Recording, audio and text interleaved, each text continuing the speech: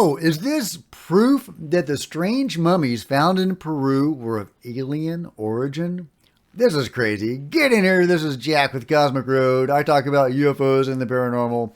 Please hit like, please subscribe, share on social media. Join me on social media. There's Facebook and Twitter links below. I'd love to see you guys there. And of course, comment on the story. Let me know what you think. Okay, I was alerted to this story from Twitter, so let's just go through it. I'll take you through my process of discovery on all this. This is from David Haith, an archaeologist, explorer who for many years has been researching non-human three-fingered mummies found in Peru, has released to the world detailed film documenting every moment of his momentous findings. In the 52-minute episodes of Tridactyls, a new show now available on Vimeo. And I'll just show it to you. Here it is. This is Tridactyls. I may actually have to see this series. It sounds really intriguing, right? And, it's about $6 an episode, but that might be well worth watching. Honestly, it sounds super fascinating, right? Oops, I just realized I didn't have my light on. There you go, guys. Now you can see this pretty face better. You're welcome. Let's see. Okay, so here we go. Let me read that last part again. In the 52-minute episodes of Tridactyls, now available on Vimeo, Thera Jamin reveals scientific tests from laboratories around the world showing that there are 3 distinct species which all share less than 30% of their genetics with human beings. Wow. 30% less. That's fascinating. One, a female around 2 feet tall, was found to have 3 eggs in her lower body and possibly was of reptile species. What? And another larger being is human-looking but with a cranial capacity 20% greater than any human, but like all the others has 3 fingers and 3 toes. Full details and photos of the mummies can be found on this link, thealienproject.com.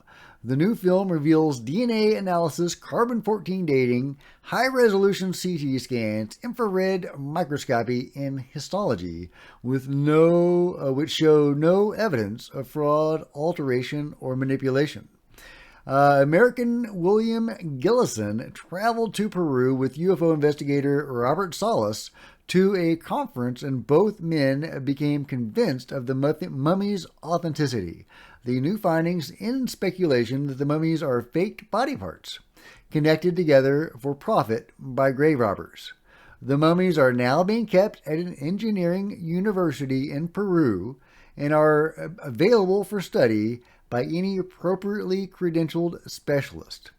Fascinating. Okay, well, let's find out more. I want to know. Do you want to know? Well, let's go to the website, alienproject.com. There we go. The genesis. Since the end of 2016, my team and I are conducting the investigation supported by International Experts Network. Anyway, it goes on talking about how their investigation began. I'm not really going to read it all, but I'll provide a link and you can check it out. I'm going to have to watch that series, I guess, to find out more information. I am not being sponsored by that show.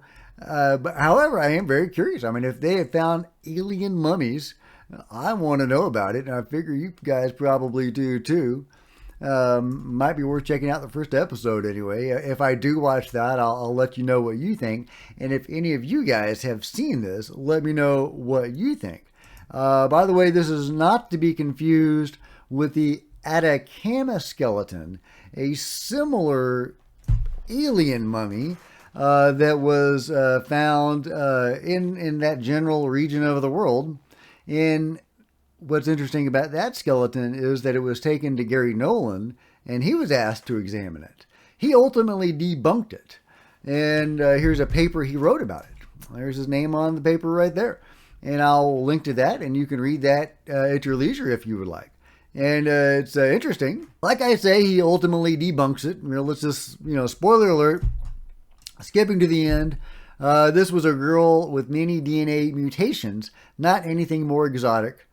Further functional studies of these alterations may lead to a clearer understanding of the genes that regulate bone development and might help the world diagnose and treat other children with genetic diseases driving bone growth abnormalities. And if you don't know that story, some of you may not be familiar with it. Here is a picture of the mummy, the body. And you can see why people would think it was alien. But according to Gary Nolan, it is not. It is actually a series of mutations and genetic abnormalities of an actual human. So not to be confused with the Nazca mummies. There are multiple of the Nazca mummies. There was only one of the Atacama mummy.